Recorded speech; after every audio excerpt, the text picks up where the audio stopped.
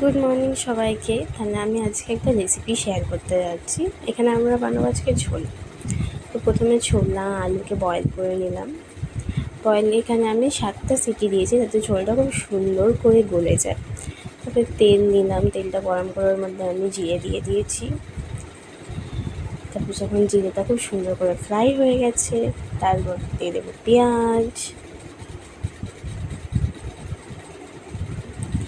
তারপর পেঁয়াজ কুচি করে দেবো, ওর মধ্যে একটু লঙ্কা, তারপর জিরে, আদা বাটা, এর মধ্যে তুমি রসুন বাটাও দিতে পারো, রসুনের পেস্টটা। তারপরে আমরা টমেটোও দিয়েছি, সুন্দর করে এবার নেড়ে নেব।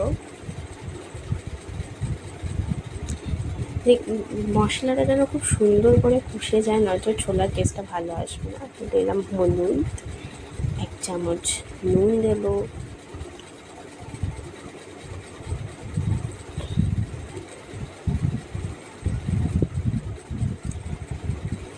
একটু ধনে গুঁড়ো, জিরে গুঁড়ো, চাইলে আরও কিছু মশলা ইউজ করতে পারো। সুন্দর কষে মশলাটাকে কষিয়ে নিচ্ছি যতক্ষণ মশলায় তেল ছাড়ে। দেখো মশলাটা এখন সুন্দর করে রেডি হয়ে গেছে। এরপরে আমি দেবো ছোলা। কিছু ছোলা সেদ্ধ করার থেকে ওখানে আমি বের করে পেস্ট করে নিয়েছিলাম যাতে গ্রেভিটা খুব গাঢ় হয়, আমার খুব সুন্দর টেস্ট আসে। এটা কিন্তু ট্রাই করতে পারো। খুব সুন্দর করে পেস্ট করে এটা মাখিয়ে নিচ্ছি। চাইলে এর মধ্যে একটু জলও দিতে পারো।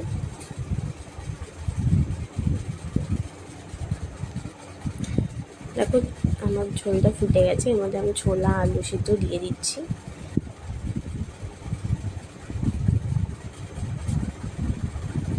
এতে তোমরা গরম মশলাও দিতে পারো। দেখো সুন্দর করে সবজিটা ফুটে গেছে, এর মধ্যে লাস্টে আমি দিচ্ছি ধনে পাতা। তোমরা চাইলে এখানে কাশ্মীরি মেথিও দিতে পারো, টেস্টটা খুবই সুন্দর আসবে।